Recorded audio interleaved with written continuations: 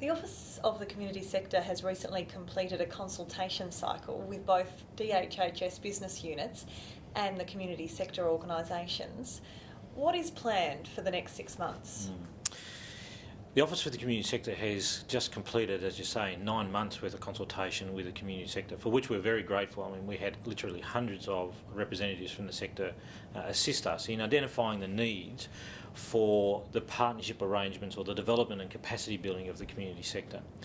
From identifying those needs, we've spent the last 3 months in particular developing the frameworks, there are 3 frameworks. The first is the partnership framework, the second the quality and safety framework, and the third the finance and performance framework. So over the next 6 months, what we anticipate now that we've developed those frameworks, is really embed them down and hardwire them, if you like, into the partnership arrangements so that they become the fundamental platforms for the relationships, whether they be a relationship around governance or a relationship around the funding agreements. Particularly under those 3 platforms, the funding and performance framework has now moved to a process of putting in place the funding agreements, which commenced on the 1st of July. In the background, we're developing a whole range of policies and procedures and manuals now to support those frameworks, that framework in particular. We're also developing a fairly extensive education training package now that'll both go out to business units within the department and the community sector to provide support and education around the critical elements, if you like, of the finance performance framework. The other pieces of work we're doing in that space is around the new delegations and approval structures, so that we're trying as far as possible to ensure that the approvals for expenditure in the partnership through the funding agreements are actually made by the business units who hold those funds.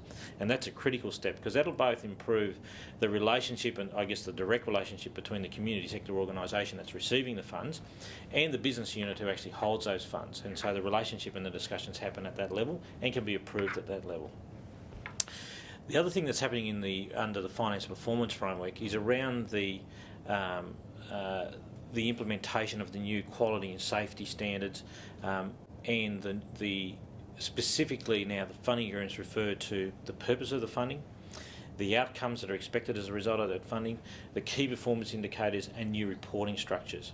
A new initiative was announced called Strengthening Community Services Organisation Fund.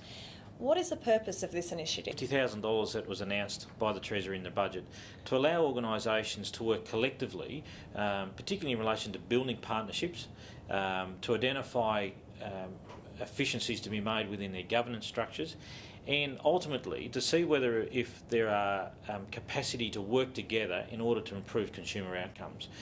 Those funds will be administered by a small subcommittee of the ASF, chaired by Alison Jacob, the Deputy Secretary of Human Services, and it is likely at this stage, I anticipate access to those funds will be a submission-based. We're hoping that those funds will start receiving submissions towards the end of the year. What are the benefits for the consumer?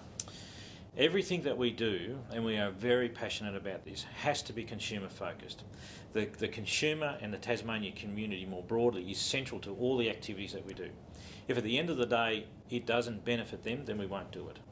And so what the consumer should be able to expect as a result of the activities of the Office for the Community Sector is a much more efficient and effective way of doing business, integrated services, and that those integrated services are outcomes focused. There has got to be something in it in terms of for the consumer, and it has to be an improved service model, has to be improved health and human services outcomes.